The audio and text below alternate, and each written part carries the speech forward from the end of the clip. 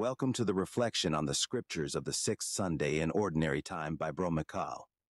Remember to watch to the end and share with friends as a blessing to them. Where are you attending Mass? Our theme for the reflection is Embracing Holiness, a call to compassion and wholeness. Dear brothers and sisters in Christ, today's readings invite us to reflect on the themes of compassion, holiness, and the transformative power of God's love in our lives.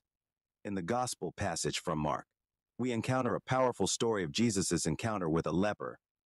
In the society of Jesus' time, lepers were considered outcasts, forced to live apart from their communities due to their contagious condition.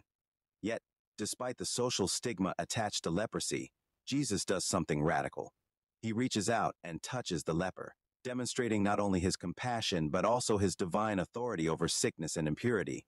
In this act of healing, Jesus not only restores the leper's physical health, but also welcomes him back into the community, affirming his dignity and worth as a beloved child of God.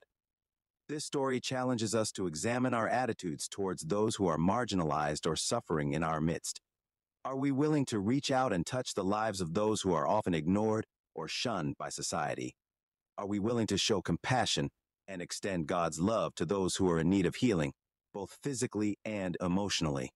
In the letter to the Corinthians, 1 Corinthians 11, st. Paul exhorts us to live our lives in a manner that glorifies God in all things.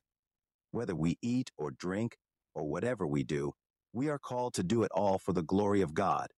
And how do we do this?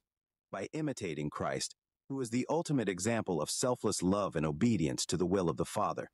As followers of Christ, we are called to imitate his love, compassion, and humility in our relationships with others.